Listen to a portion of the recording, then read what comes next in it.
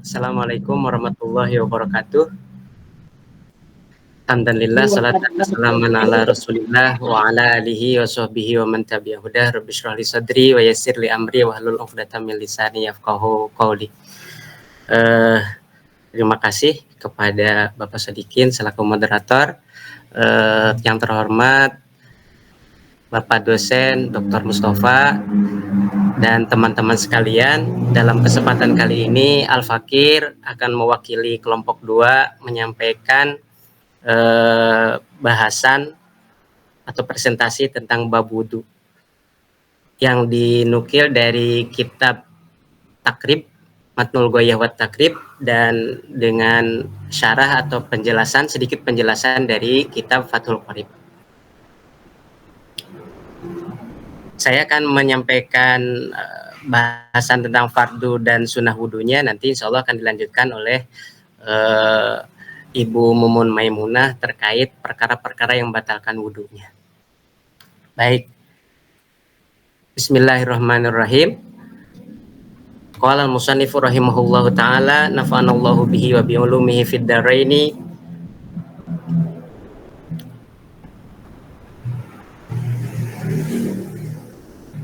Al-wudu'u faraidul wudu'i wa furudul wudu'i sittatu asya'a an-niyatu inda ghuslil wajhi wa ghuslul wajhi wa ghuslul yadaini ilal mirfaqaini wa mashu ba'dir ra'si wa ghuslur rijlaini ilal ka'baini wa tartibu ala ma dzakarnahu. Ini nas dari kitab matan takribnya. Adapun fardu-fardu wudu sittatu asya'a itu adalah ada 6 perkara. An-niyatu yang pertama adalah niat inda ghuslil wajhi ketika membasuh wajah. Wa ghuslul wajhi, dan yang kedua adalah membasuh wajah. Wa ghuslul yadaini ilal mirfaqaini, dan membasuh kedua tangan bersama kedua siku. Wa mashu ba'dir ra'si, dan mengusap sebagian kepala. Wa ghuslur rijlaini ilal ka'baini, dan membasuh dua kaki hingga mata kaki atau bersama dua mata kaki. Wa tartibu ala ma dzakarnahu, dan berurutan sesuai dengan apa yang telah kami sebutkan. Faidah dari Fathul Qoribnya, di sini ada perbedaan kata al-wudu'u dengan al-wadu'u. Kalau al-wudu itu berarti menunjukkan perbuatan wudu. Kalau al-wadu pakai wawunya difathahkan, al-wadu itu adalah menunjukkan sesuatu yang digunakan untuk berwudu atau air wudu. Selanjutnya, fardu wudu yang pertama adalah niat. Niat di sini didefinisikan qasdu syai'i muqtarinan bi fi'lihi. Jadi bermaksud atau naja hiji perkara bermaksud untuk mengerjakan sesuatu, muqtarinan bi fi'lihi dibarengi dengan melakukan sesuatu itu, dibarengi dengan pekerjaan atau dengan melakukan sesuatu itu. Jika maksud mengerjakan sesuatu itu dilakukan sebelum pekerjaannya dimulai, nanti disebut azam gitu. Dan sehingga nanti niat berwudu itu akan dilakukan ketika membasuh bagian awal atau awal bagian dari wajah sebagai perkara bagian yang pertama kali dibasuh. Niat wudu adalah niat menghilangkan hadas atau niat istibahah, menistibahah sesuatu yang membutuhkan wudu. Yang ketiga, niat fardu wudu, atau yang keempat niat untuk berwudu, atau yang kelima niat bersuci dari hadas. Jadi catatannya tidak cukup berniat bersuci saja, tapi niat bersuci dari hadas. Jika niat di atas dibersamai dengan niat tanzif, misalnya untuk bersih-bersih, niat berwudu itu disertai dengan niat tabarrud untuk mendinginkan badan atau ngademin badan, maka wudunya tetap sah. Itu fardu wudu yang pertama, niat. Untuk pendalilannya itu bisa kita rujuk nanti kitab dari yang paling dekat adalah dari takrib itu at-tadhib, bisa juga dalam kifayatul akhyar. Banyak disebutkan dalil-dalilnya di situ. Fardu wudu yang kedua, adalah membasuh muka. Yang dimaksud adalah membasuh seluruh muka, seluruh wajah. Nah, batasan wajah ini panjangnya atau tulan itu antara tempat tumbuh rambut kepala pada umumnya dan ujung lahya ini atau tulang tempat tumbuh gigi bawah. Jadi mulai dari dagu hingga telinga. Lebarnya arodon itu di antara atau area di antara kedua telinga. Jadi antara dua telinga. Nah, jika di wajah ada rambut yang tipis atau tebal, air wajib sampai pada kulit di dasarnya. Adapun nanti terkait jenggot yang tebal atau kasifah, di mana ditandai jenggot tebal itu ditandai dengan kulit yang tidak tampak dari sela-selanya, maka yang dicuci adalah bagian luar saja. Tapi kalau jenggotnya tipis, di mana ditandai dengan kulit yang masih tampak saat berbicara, maka air wajib mengenai kulit.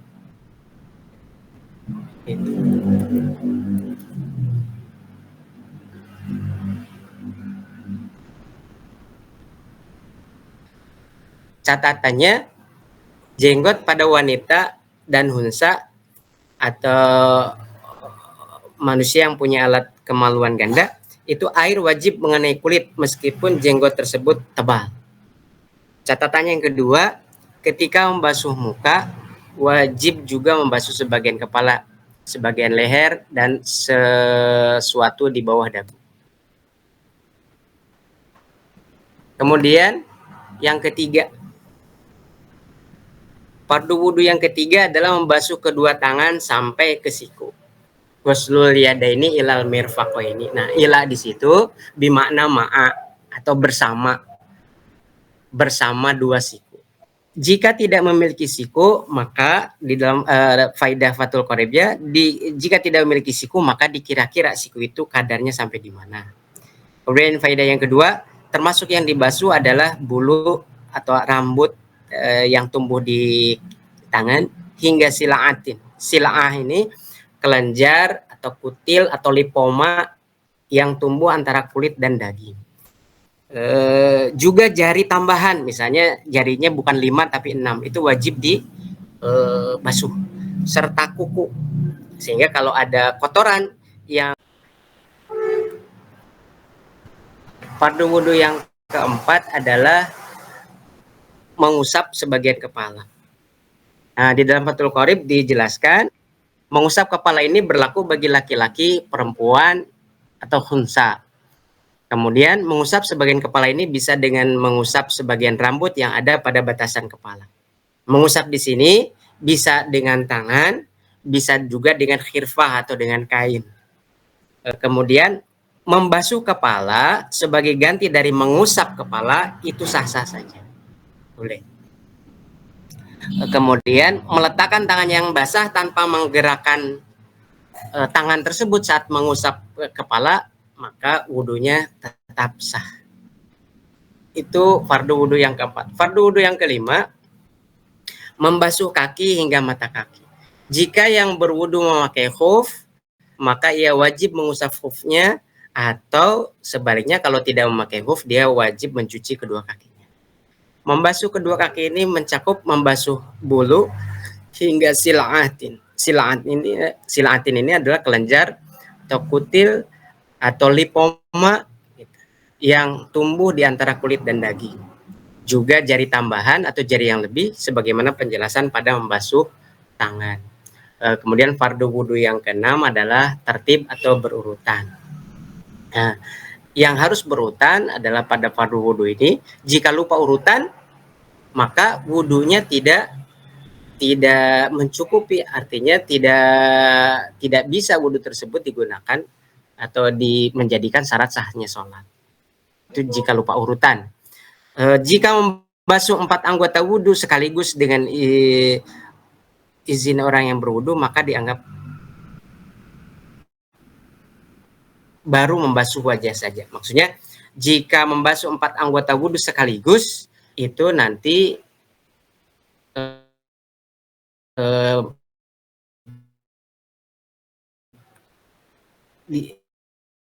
yang dianggap hanya membasuh wajah saja. Berarti hanya membasuh wajah saja. Itu fardu wudhu. Masuk ke sunnah wudhu. Wasunanuhu asyratu asya'a. Adapun sunnah-sunnah wudhu, asyratu asya'a itu 10 perkara. At-tasmiyah itu pertama tasmiyah, mengucap basmalah. Wa ghuslul kaffaini qabla idkhalihima al-ina'a. Kedua, membasuh 2 telapak tangan sebelum memasukkan 2 telapak tangan itu ke dalam wadah berisi air. Wal madmadatu, dan ketiga adalah madmadah, berkumur-kumur atau memasukkan air ke dalam mulut. Wal istinsyaku, yang keempat adalah istinsyak. Istinsyak itu menghirup air, masukkannya ke dalam hidung. Wa mashu jami'ir ra'si, kemudian yang kelima adalah mengusap seluruh kepala. Wa mashul udhunaini zahirihima wa batinihima bima'in jadidin. Yang keenam adalah mengusap kedua telinga, baik bagian luar ataupun bagian dalam, dengan air yang baru, bukan air bekas mengusap kepala. Wa tahlilul lihyati al-kassah. Kemudian yang ketujuh adalah menyela-nyela jenggot yang tebal. Wa tahlilu asabi'il yadaini warijlaini, dan menyela-nyela jari tangan dan jari kaki. Kemudian yang kedelapan, wa taqdimul yumna 'alal yusra, mendahulukan yang kanan dari yang kiri. Yang kesembilan, wa thaharatu salasan, bersuci atau membasuhnya atau mengusapnya nanti 3 kali. Wal muwalatu, dan yang ke-10 adalah muwalah alias tanpa jeda. Itu demikian untuk fardu dan sunnah wudhu. Nanti akan dilanjutkan oleh Mbak Mumun. Mangga dipersilahkan.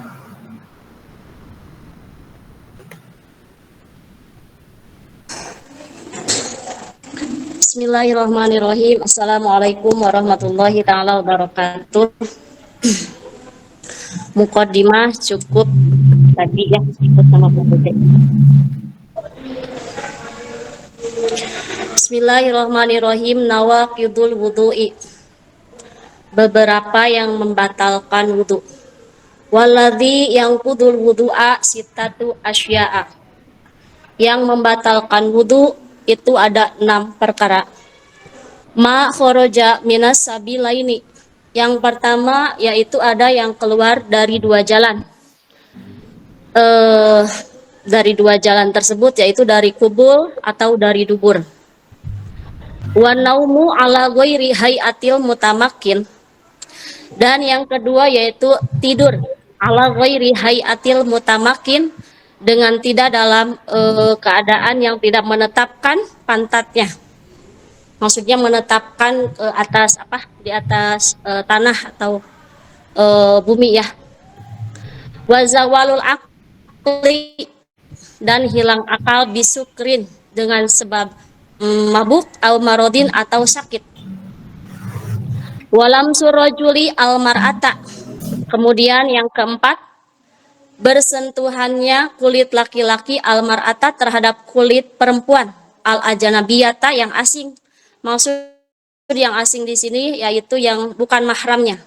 Min ghairi hailin, dengan tanpa ada penghalang. Wa masu farjil adami, yang kelima yaitu menyentuh kemaluan anak Adam, yaitu manusia, bibatinil kafi, dengan telapak tangan bagian dalam. Wa masu halqati duburihi, dan yang terakhir yaitu menyentuh lingkaran dubur anak Adam atau manusia, alal jadidi, menurut qaul jadid. Cukup. Assalamualaikum warahmatullahi wabarakatuh. Kembalikan kepada moderator.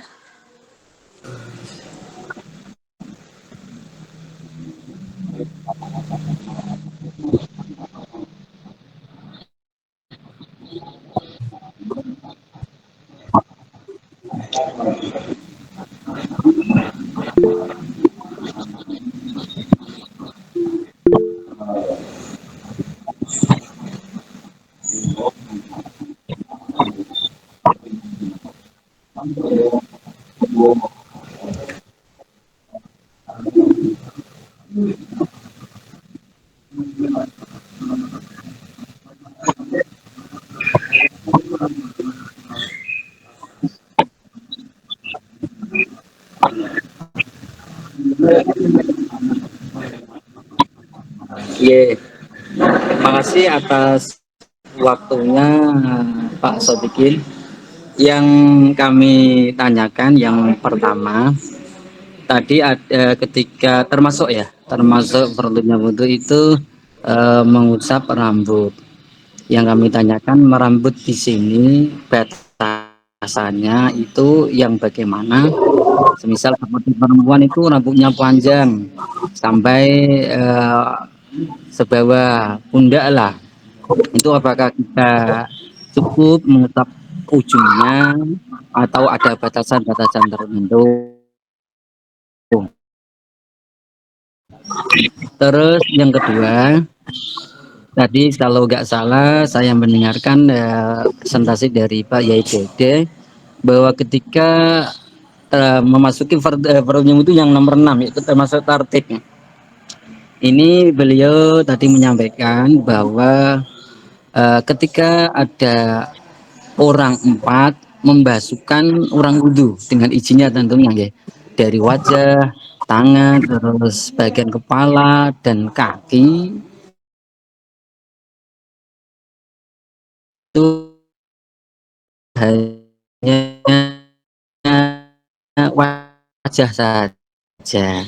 Ini mohon nyuwun sewu ya, mohon maaf karena ketika kita mandi dalam air atau juga seperti itu, ketika kita menyelam langsung niat wudhu, anggota semua itu sudah dianggap terbasuh semua, sudah mencukupi, baik dari membasuh wajah, tangan, sebagian kepala dan juga kaki. Sementara itu Pak Sodikin yang kami tanyakan mungkin nanti bisa disambung dengan teman-temannya. Kurang lebihnya mohon maaf. Terima kasih. Wassalamualaikum warahmatullahi wabarakatuh.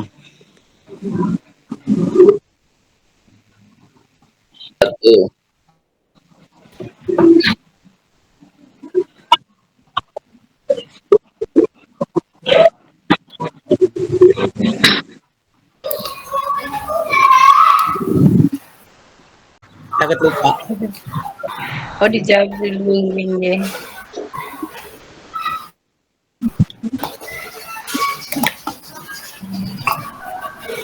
Baik, untuk terima kasih kepada Pak Yai Fauzan atas atensi dan pertanyaannya. Tadi ditanyakan ada dua pertanyaan kalau misalnya itu, terkait batasan rambut sama membasuh 4 anggota tubuh secara sekaligus. Mungkin untuk pertanyaan kedua dulu, membasuh 4 anggota wudhu secara sekaligus, maka yang dianggap hanyalah membasuh wajah saja. Jika membasuh 4 anggota wudhu sekaligus dengan izin orang yang berwudhu, maka dia dianggap baru membasuh wajah saja. Nah, ini memang faedah dari Fathul Qorib. Di dalam Fathul Qoribnya dikatakan begini, di mana tadi, walau gosala arba'ata a'dha'in daf'atan wahidatan, seandainya mutawati basuh 4 anggota wudhu daf'atan wahidatan secara sekaligus, biidnihi dengan izinnya, irtafa'a hadatu wajhihi faqat, maka yang hilang hanyalah hadas dari wajahnya saja. Berarti hadas 3 anggota tubuh sisanya itu tidak dianggap sah. Itu mungkin dari Fathul Qoribnya. Untuk batasan rambut dalam nih, secara lebih pastinya dari harus merujuk atau membacakan ibarat yang mana, mangga kepada Sodikin atau Mbak Mumun atau para bapak ibu yang lain terkait membasuh rambut?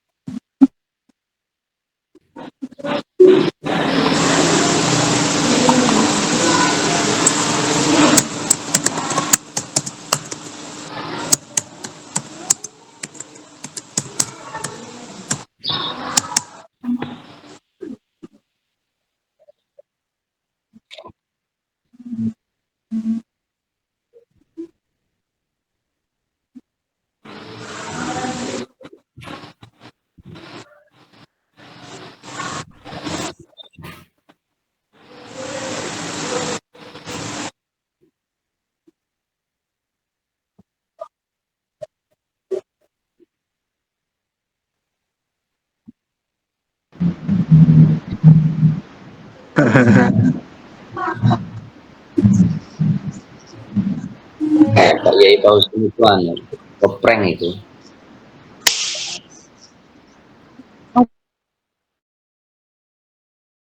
Gitu. Apa batasannya? Batasan Mas Coba Dirosti yang dicontohkan Pak Yai. Nah menurut kami Ya kalau bukan laki-laki juga. izin saya belum punya dalilnya. Cuma saya tuh pernah dengar pas zaman sekolah tuh pernah masih keinget gitu. Kalau batasan basuh rambut orang wanita itu rambut yang di kepala, berarti sampai leher, sampai telinga tuh. Sampai telinga saja. Jadi yang melebihi dari telinga itu belum memenuhi kriteria membasuh rambut. Itu coba dikoreksi bagi yang sepuh, yang udah alim-alim. Alim. Itu hanya ingatan saja, ingatan saya pas dulu sekolah gitu. Kayak gitu batasannya. Coba dikoreksi. Yuk langsung Pak Muzakir.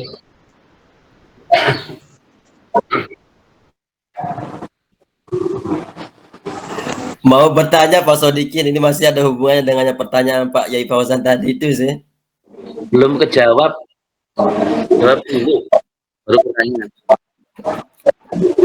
Ini saya bertanya, masih ada kaitannya dengan pertanyaan Pak Yai Fauzan tadi itu masalah rambut Pak Dedi sama Pak Sodikin. Pak Muzakir, satu-satu dulu Pak Muzakir.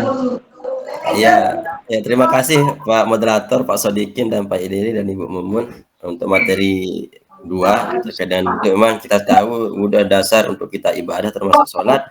Ini menjadi pertanyaan saya termasuk yang masalah rambut. Tadi agak mirip sih dengan artinya batasan untuk membasah rambut. Kadang-kadang ada yang kita lihat hanya berapa maksimal artinya ini maksimalnya untuk membasah rambut. Kadang-kadang masih ujung rambutnya sedikit, terus ada dia membasuh sampai belakang itu. Nanti penjelasan Pak Yai. Terus yang selanjutnya masalah yang botak. Nah kalau baru kecilnya memang ada rambutnya, tapi kedua sudah habis rambutnya. Kadang atasnya, apakah bagaimana batasnya untuk membasuh rambut itu apa bagaimana? Penjelasannya. Terus pertanyaan kedua Pak Yai, tinggal sekali yang untuk yang tadi yang membatalkan wudhu, yang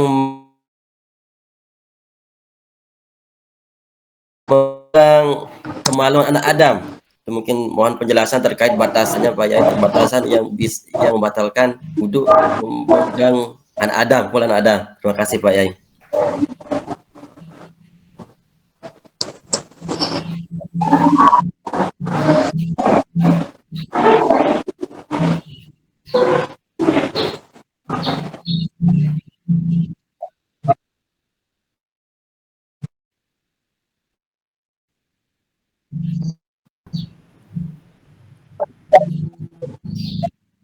Ya. Kalau kita googling ya dari NU online mengusap rambut yang sah. Di situ ada rambut yang belum keluar dari area kepala sah untuk diusap sebagai bagian dari kepala. Wa mashu ba'dur rasi tadi. Mashu ba'dur.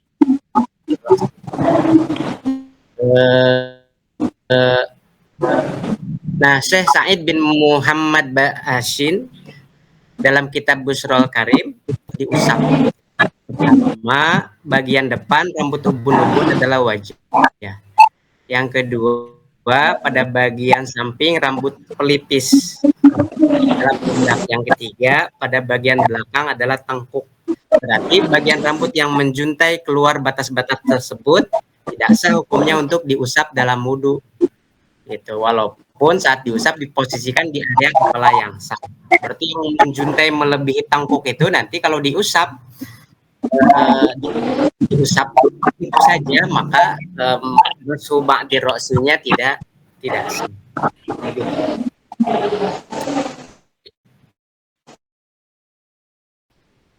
Nah, ada yang sebagian aja tadi kata Pak Muzakir atau sampai ke belakang. Memang ada hadisnya dari Abdullah bin Zaid ketika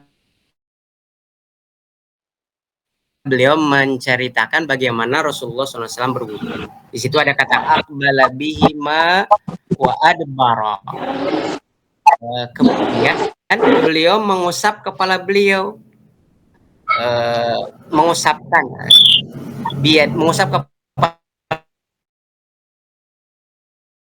beliau biadaihi dengan kedua tangan keduanya.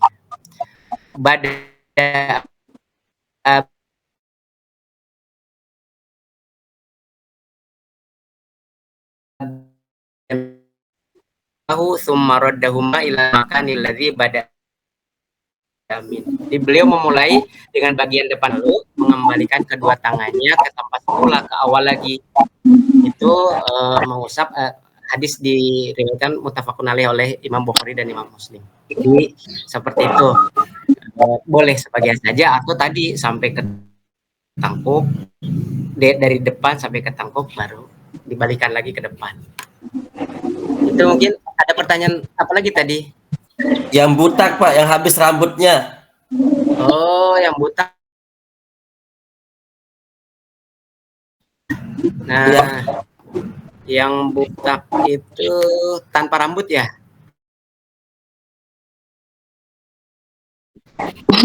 Maksud itu kepala, yang namanya kepala. Jadi kalau tadi ada pembahasan kepalanya yang botak atau gundul itu, ya sudah, yang penting itu yang dibasuh itu selama kulit kepala merasakan dinginnya air, nah itu sudah selesai. Itu yang saya ketahui itu yang pertama. Semoga bisa terangkan. Ya, betul. Ya, yang kedua adalah saya mau tanya ini Pak, untuk dalil tertibnya sunahnya berwudu, ya, dalil tertibnya sunah berwudu atau dalil itu berurutannya sunah berwudu. Jadi kita tahu, kita semua kan tahu sunah berwudu dari mulai yang tadi disebutkan di grup.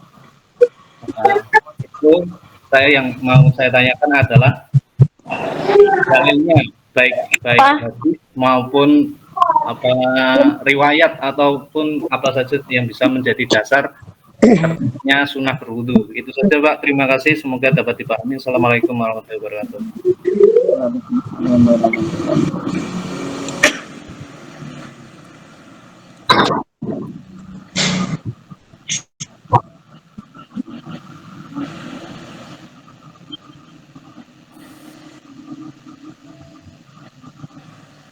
Pak Sodikin, mohon maaf, meluruskan Pak Tagi.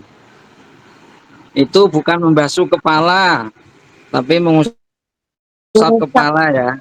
Mengusap kepala. Iya. Ya Pak, maaf. Dengan mengusap itu berbeda. Iya, betul. Iya, terima kasih Pak. Ya. Hati-hati Ji, hati-hati Apa? Ji. Terus meluruskan, itu tertib itu bukan sunat tapi kewajiban. Fardu. Nggih, nggih, tertib bagian dari apa namanya fardu yang keenam. Maksud saya sunnah yang tadi disampaikan itu urutannya Pak, runtutnya dalam menjalankan sunnah berwudu itu apakah bebas, apakah ada dalilnya? Oh gitu, ya. Oh gitu.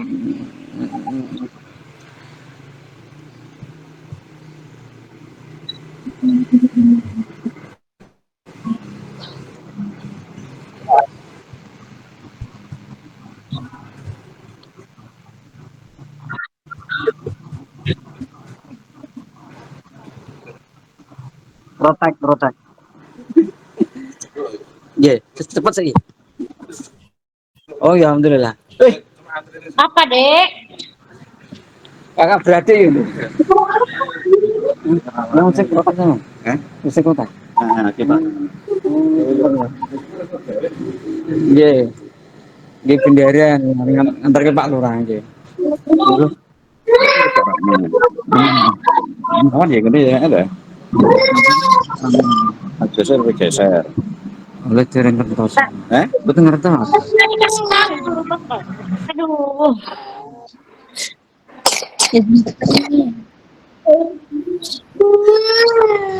Bertanya Pak.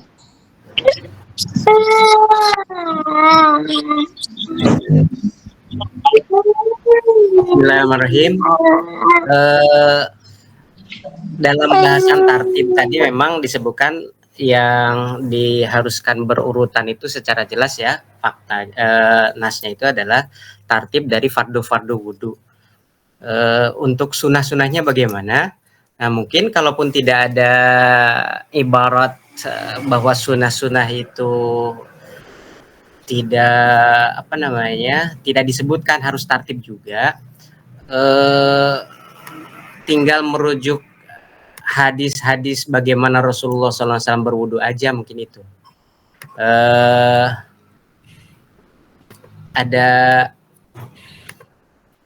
misalnya hadis yang diriwayatkan oleh Imam Bukhari dan Muslim dari Humran bahwa Utsman radhiyallahu anhu meminta untuk diambilkan air wudu.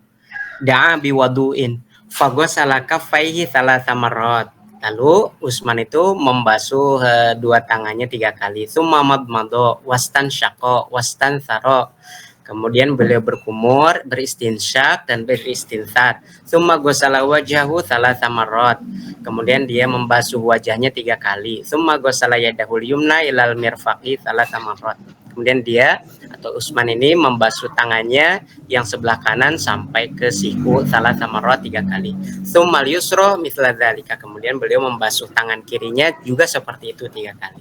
Tsumma masaha bi ra'sihi. Kemudian beliau mengusap kepalanya. Tsumma ghasala rijlahul yumna ilal ka'baini thalatha marrat. Kemudian beliau membasuh kaki kanannya sampai 2 mata kaki 3 kali. Tsummal yusra mithla dzalika. Tsumma qala ra'aitu Rasulullah sallallahu alaihi wasallam tawaddu'a nahwa wudu'i hada.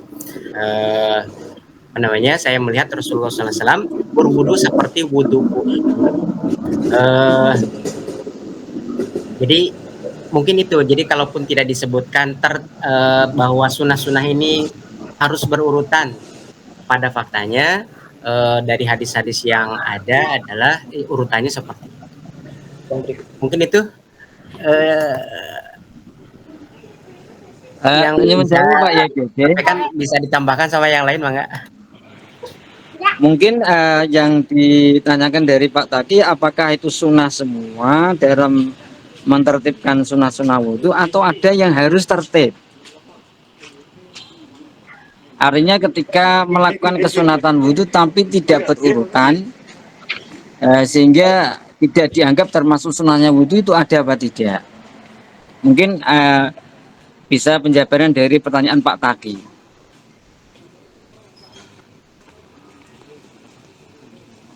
Bisa dipaham ya? Bingung Pak. Bingung. Kalau tadi saya memahami pertanyaan Pak Taki itu, jadi ketika bahasan ini tertib fardu wudu. Nah, kalau untuk bahasan selanjutnya kan ada sunah wudu. Apakah sunah wudu juga harus tertib? Mungkin itu. Itu Pak Taki. Ulang-ulang aja pertanyaan apa? Pak Taki ulang lagi, tidak jelas tadi mungkin. Ulang Pak Taki. Ini yang nyuruh ngulang itu yang kurang ajar ini Pak Martin Reno ini. Baik Pak, yang saya maksud itu adalah kan ada kesunahan berwudu ya. Kalau tadi ada namanya tertib dalam menjalankan kewajiban berwudu. Nah, dalam kesunahan berwudu itu apakah ada dalil yang mendasari untuk menjalankan kesunahan tersebut secara tertib gitu, artinya membasahi lubang hidung itu harus urutan awal atau urutan akhir atau urutan di tengah-tengah atau nomor keberapa. Nah, itu dasar dalilnya itu ada apa enggak. Kalau ada minta tolong untuk untuk dijabarkan urutannya dari awal sampai akhir. Itu saja yang saya maksud. Terima kasih. Ya. Nah, ini kita baca dulu ya ibarat dari Kifayatul Ahyar paling tentang at-tartib ketika beliau menjelaskan wat tartib ala ma dzakarna. Al-fardus sadis at-tartib.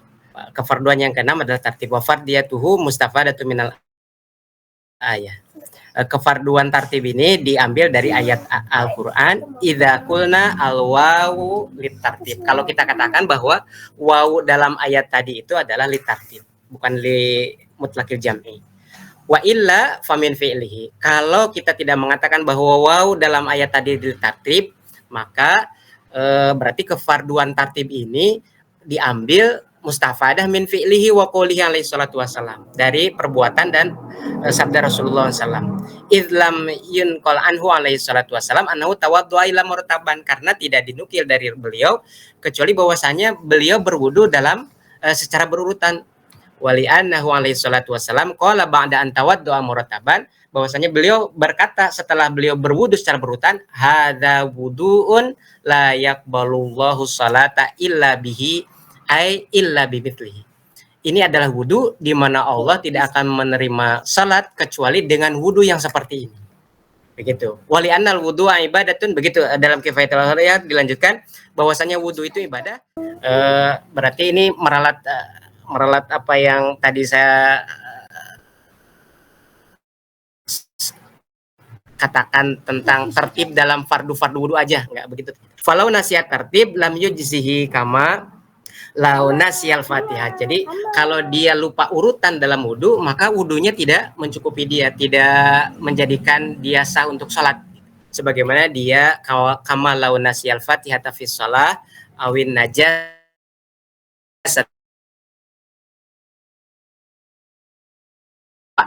membaca Fatihah dalam sholat, maka sholatnya tidak sah, atau lupa ada najis dalam badannya lalu sholat. Mungkin itu tentang tertib dalam penjelasan Kifayatul Ahyar. Mangga. Menurut saya yang barusan disampaikan adalah bagian dari tertib wajib berwudu atau rukun berwudu yang belum yang saya tanyakan belum mendapatkan jawaban tentang urutan sunnah berwudu itu ada dalilnya atau enggak, kemudian urutannya seperti apa seharusnya gitu.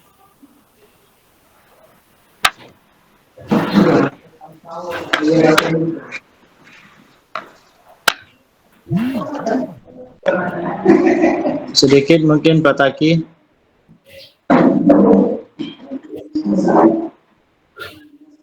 Ya, persilakan. Mangga. Pak Taki baru ngopi, Pak Taki. Sebenarnya kan tadi sudah sangat jelas apa yang disampaikan oleh Yai Dede. Katanya dengan pertanyaannya Pak Taki tadi sampai dalil-dalilnya sangat terperinci dalam membacakannya. Mungkin itu aja Pak Taki. Iya, di skip aja ya Dede. Pak Takinya skip aja, yang lain lagi gantian. Saya catat yang dibacakan oleh Dede tadi. Ini Pak Taki. Menurut saya mohon maaf untuk Pak Taki memang mohon maaf Pak Muazzam, memang betul yang disampaikan Pak Taki itu kadang-kadang kan gini, semisal ada kesunatan itu seperti ya Ghusl Kafaini itu urutannya itu harus diurutkan apa tidak itu ya. Kalau sunatan itu tidak diurutkan, apakah tetap mendapat kesunatan? Semisal dalam wudhu ada madmadot dan istingsyak, ya ada kekemu dan menyerot mengambil air pakai hidung. Ini apakah harus berurutan atau perlu dibulak-balik gitu loh. Betul, maksud saya seperti itu. Pertanyaan tidak jelas tadi Yai, makanya orang bingung. Sebenarnya ya sudah dijawab Pak Ustadz Dede dengan sahabat yang mempraktekkan wudhu, kemudian beginilah Rasulullah mempraktekkan wudhu beserta kesunah-sunahannya. Itu yang wis lengkap berdasarkan hadis tadi. Itu siapa tadi Pak Dede? Nah itu, jadi kalau menurut kami dari Pak Fauzan tadi, kalau sunnah itu dilakukan ya sudah mendapat kesunahan, walaupun terbalik. Tapi kalau kalau terbaliknya untuk madbadoh dan istimsak ya, kalau yang lain nggak boleh terbalik. Nanti setelah kan itu kan sunnah berdasarkan urutan, mengiringi ke urutan fardunya. Jadi setelah basuh tangan, kemudian basuh ngusap sebagian kepala, baru sunnah basuh telinga. Itu kan mengiring-iringi. Jadi urutan tersebut sudah dijelaskan dalam hadis tersebut. Benar itu hadis Pak Didik tadi loh, yang sunnah-sunnah itu. Tapi kalau kesunatan semisal kayak membasuh kedua telapak tangan itu kan dilakukannya sebelum berkumur. Kalau ini dibalik, semisal ya berkumur dulu baru membasuh kedua telapak tangan, ini apakah membasuh ke telapak tangannya dianggap sunnah atau tidak? Seperti juga berkumur dengan mengambil air pakai hidung. Ini kan urutannya kan berkumur dulu baru mengambil air atau menyerot air dengan hidung.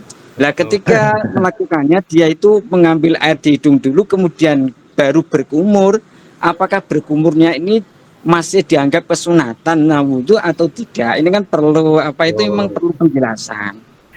Ya, sepakat. Oke. Kalau urutan memang urutan, cuma kan ada pembahasan lebih ke dalam disitulah.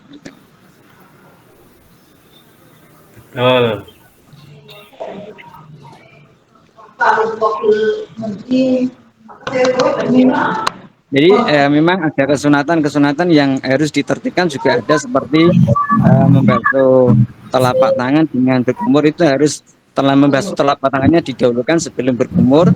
Nah, berkumur baru menarik air pakai hidung, bahasanya istingsyak. Itu memang harus tertib. Ketika tidak tertib berarti kesunatan yang dilakukan tidak berurutan ini tidak dianggap kesunatan. Itu hanya menambahi. Mohon maaf. Ya. Kembali ke mungkin bantu jawab Pak Sodikin, Ibu Mumun. Untuk apakah perkara-perkara tadi termasuk sunnah misalnya ketika dilakukan terbalik seperti itu ya?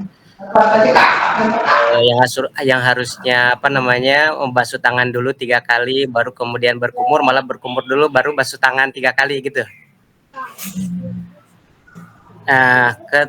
Pertama mungkin kita harus merujuk hadis-hadis tentang wudhu dulu secara lengkap. Tadi hadis dari Utsman tadi, ya kan?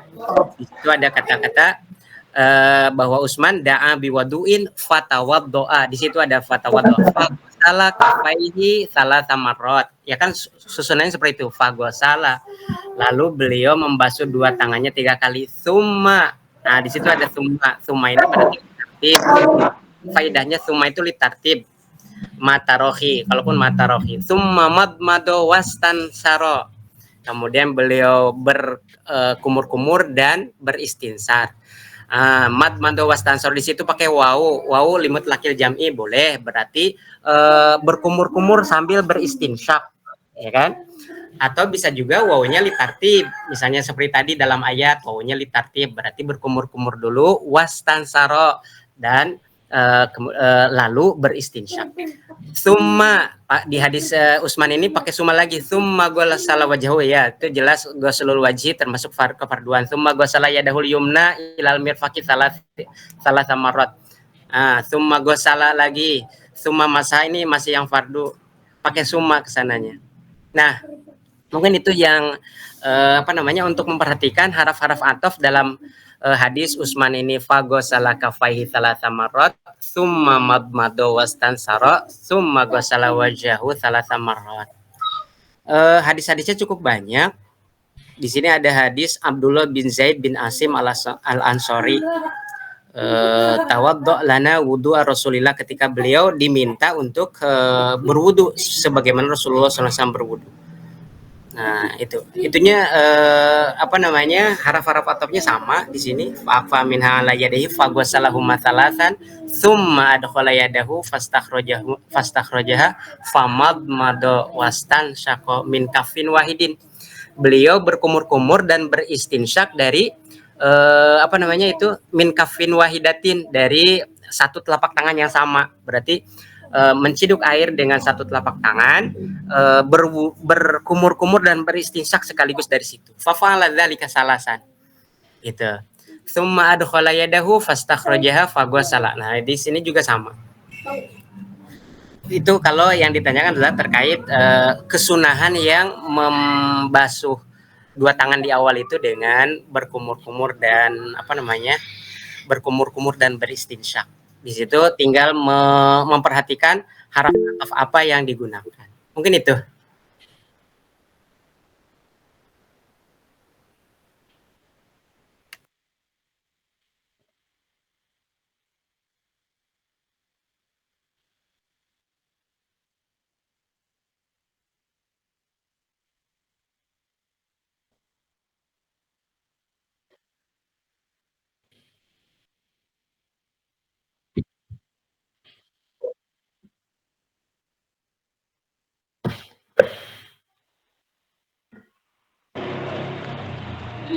Assalamualaikum warahmatullahi wabarakatuh. Waalaikumsalam warahmatullahi wabarakatuh. Kelompok berapa ini? Kelompok 2B8 ya. Yang memprioritaskan revitalisasi digital kitab kuning. Kalau kita melihat keseluruhan dari materi dan alat alat digitalnya tadi sudah memakai PowerPoint dan gambar. Satu lagi tadi yang barusan diperdebatkan itu praktek langsungnya, audionya videonya wudu, mempraktekkan wudu. Misalkan tadi ghuslul yadi, bagaimana basuh tangan itu sunnah, qoblal wudu, yusannu ghuslul yadi. Nah, membasuh tangan itu mana batasannya? Lebih itu nanti silakan dibuatkan videonya basuh tangan. Cuma madmado, ya. Madmado walaupun sunnah itu tadi seru juga perdebatannya, luar biasa ya. Ya namanya sunnah dilakukan ya dapat pahala, tidak dilakukan ya nggak apa-apa, tapi kita biasanya yang kekeh mempertahankan sunnah ya dilakukan ya, mencari fadilah, mencari pahala kesunahan ya. Urutan ya itu, kalau tadi rame Bagus sekali perdebatan tentang urutan melakukan madmadah dan istinsyak. Baik itu hadis sudah ada juga mu'allif dalam menyusun literasinya, dalam literasinya itu udah memakai ulumul ijtihad. Ya, baik itu secara lughawiyah atau secara fi'liyah. Lughawiyah secara bahasa. Nah, lughahnya baik itu secara umul lughah. Ada ilmu lughah. Madmadah lughah. Madmadah istinsyak. Lughah. Ada ulumul lughah. Ulumul lughahnya itu ilmu lughah, yaitu nahwiyah. Di situ menjelaskan huruful atfi. Huruful atfi. Huruful atfi tadi Bapak-bapak menjelaskan ya tentang wawu fadilahnya itu apa? Tabi'ah ya. Urutkan.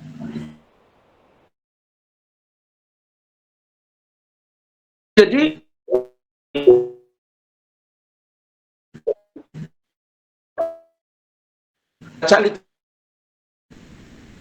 literisasi itu sudah ijtihad, baik ijtihad ilmiah, fiqhiyah, ada tarikhnya ya, tarikh. Makanya ketika membaca tafsir itu ada tarikh nuzulul wahyunya, nuzul Quran, nuzul wahyu. Juga hadis asbabul wurud. Makanya ketika dalam menulis, para ulama itu tetap mengedepankan ilmu ta'lif usul. Tidak, itu istilahnya luar biasa para ulama. Apalagi ulama-ulama dulu ya. Di istikharoi, satu bab aja di istikharoi. Fathul Qorib kan, saya mendengar ya dari riwayat penulisan Fathul Qorib, Syekh Qasim itu setelah selesai mengecek, observasi langsung tentang keikhlasan. Itu tulisannya ditaruh di laut yang ditindih dengan ditindih batu. Iya, ditinggal beberapa hari. Setelah lama didatangin lagi. Terus diambil tulisan itu, wakila itu, apalagi rusak, basah pun tidak. Kita Fathul Qorib itu. Apalagi rusak, basah pun tidak. Wallahu alam kebenarannya. Tapi itu guru saya sering menceritakan begitu. Dalam arti ini, dalam berijtihadnya para ulama, apalagi kalau kita ngambil literasinya itu Fathul Qorib, padahal si literasi bukan saja kepada Fathul Qorib atau fikih. Tadi kajiannya itu banyak kepada fikihnya. Ya, teman-teman kelompok kajiannya tadi banyak fikihnya. Sebenarnya kalau materi fikih ya sudah ada fikih ya. Kita kajian pada literisasinya. Jadi kalau literisasi ya bagus. Jadi referensi dari misalkan Maktabah Sinema. Syukur dari kelompok ini misalkan ada yang bisa membuka Maktabah Syamilah ya, terus dikirim cara buka Maktabah Syamilah, cara mengambilnya, downloadnya apa. Itu penting sekali ketika kita menulis makalah atau menulis skripsi, disertasi, skripsi, terus sampai disertasi, itu pengambilan referensinya sangat mudah. Itu kenapa kita ada di situ, karena kitab kuning ini sangat unik kalau di Indonesia.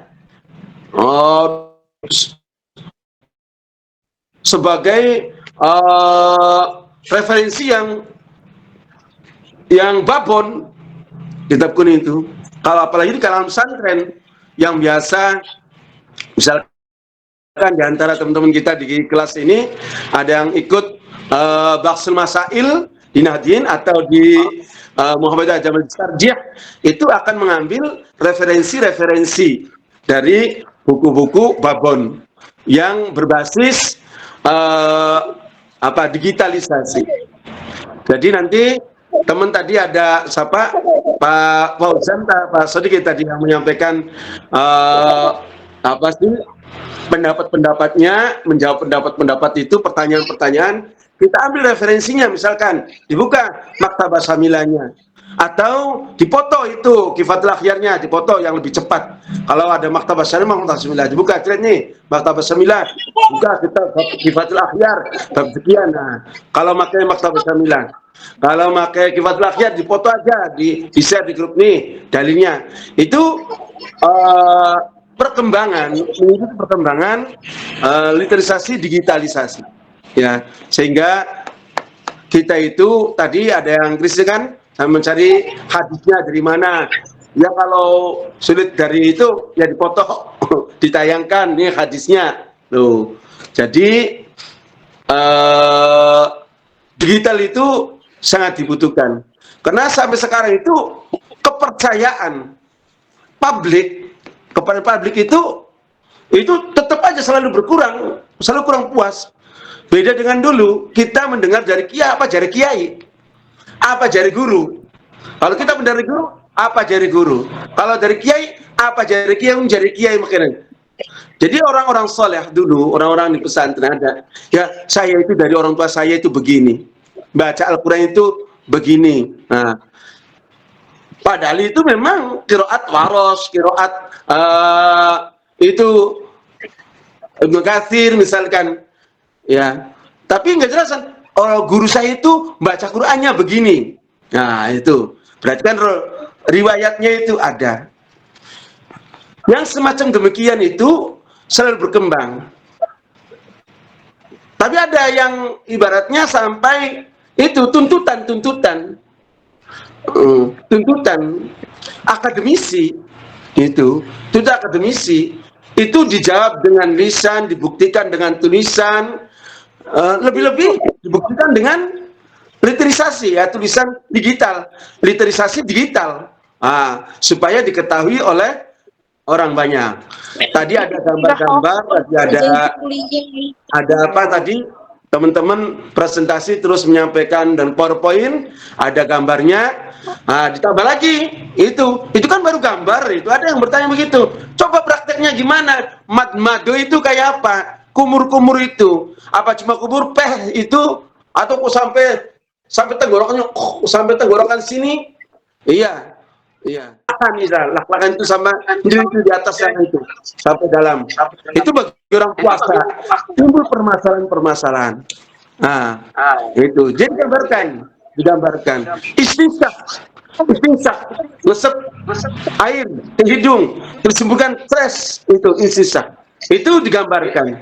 Ternyata semua itu wudu, baik itu secara fikih, itu baru secara fikih.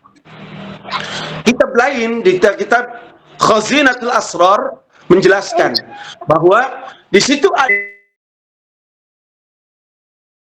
fadilah tersendiri, baik itu madmadoh yang sunnah, madmadoh berkumur itu akan membersihkan tenggorokan, jauh dari penyakit apa ini, mandel apa itu kan, gigi. Yang istinsyak menjauhkan dari penyakit pilek, flu, ya, zuham kalau bahasa Indonesia, zuham. Terus kalau kita basuh telinga, ada rekonya kan, telinga ini penuduh, dimasukkan ke telinga lubang. Terus ibu jari di sini belakang, dimasukkan. Nah, selesai ini telunjuk yang sudah masuk ke lubang telinga diputar lagi ini. Nah, ini manfaatnya dalam kitab Khazinatul Asrar itu menjauhkan dari penyakit tuli, budek atau ya kalau roda 2 piko apa. Lah di sini wudu kalau ngusap yang diusap kulit mempunyai kelebihan fadail. Kenapa sampai demikian? Ini ulama dalam menulis literasi itu bukan saja kepada min jihatil fiqhi, tapi min fadailnya juga, kelebihan juga akan dibahas. Nah, dari sisi-sisi lainnya, bukan saja kita menyusun, bukan saja sebagai, tapi sisi-sisi lainnya juga akan dibahas. Ini keunikan atau kelebihan orang-orang soleh dulu atau muallif, alama dalam penyusunan kitab.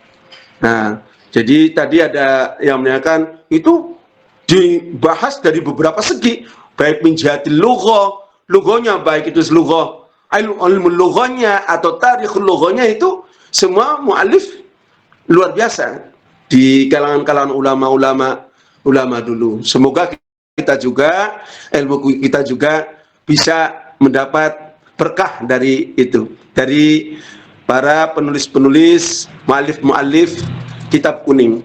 Makanya kalau di IAIN sekarang ada literasi digital kitab kuning, satu literasi kitab kuningnya sebagai referensi keilmuan ulumul Islamiyah karena kita Universitas Islam.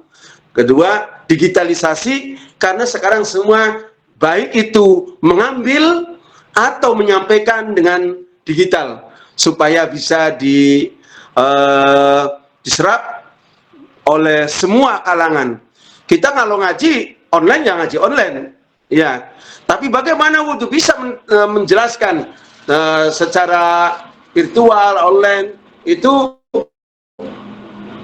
dengan langsung. Tetapi bagaimana mempraktekannya dituntut lagi. Coba prakteknya gimana? Nah, ini digital tuh begitu.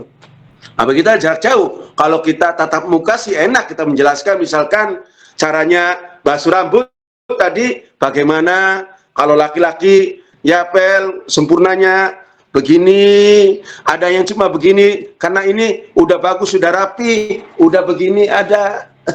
Ya itu kan ambil. Kalau aqallu salah satu sya'rin. Jadi itu. Tapi yang kita praktekkan basuh muka itu mimma nabitis sya'ri ila dzaqani.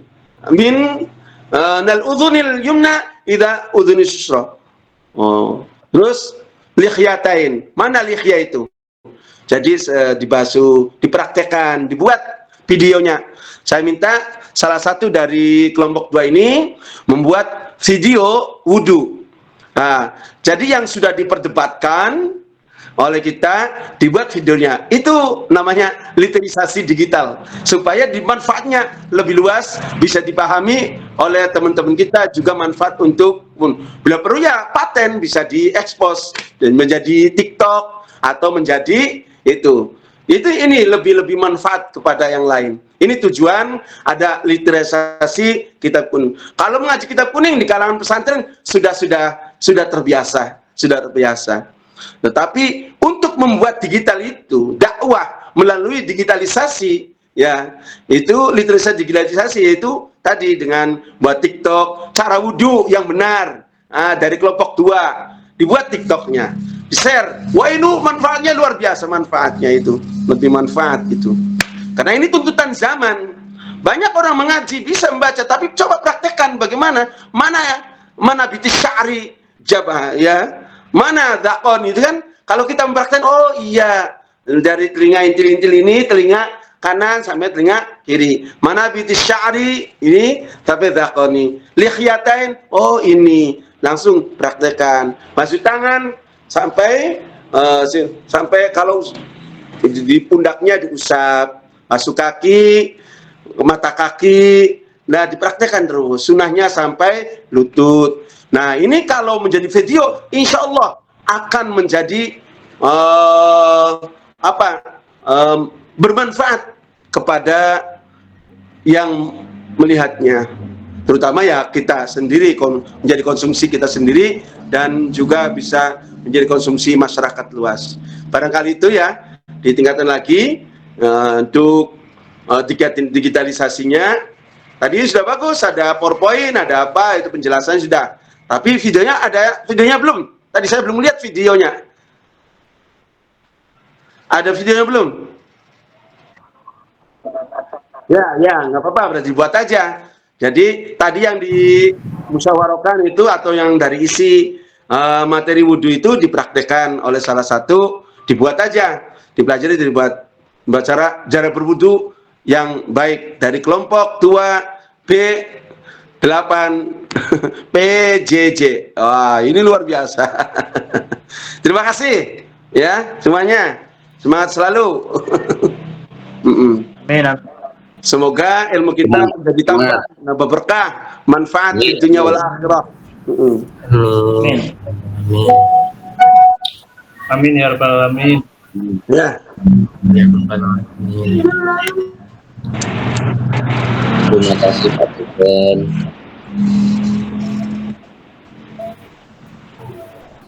Silakan, ada yang tanya? Cukup ya? Gimana? Satu mungkin Pak dosen. Mungkin Pak dosen.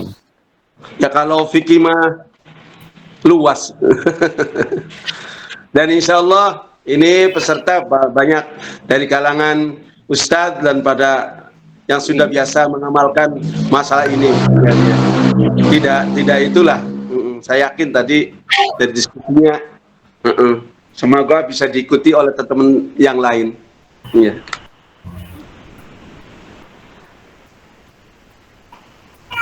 Itu dulu ya, sudah ya. Terima kasih Pak dosen. Ya itu jangan lupa di screenshot fotonya untuk laporan ya.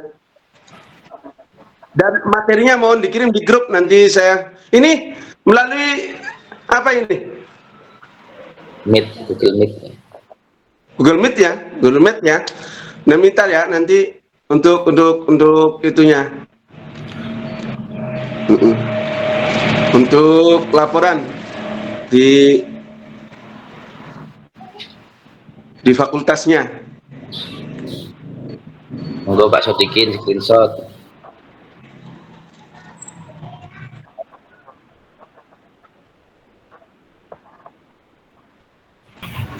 Nah, kan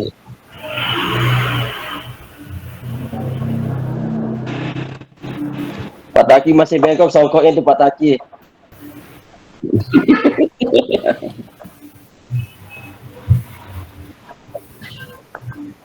Sudah.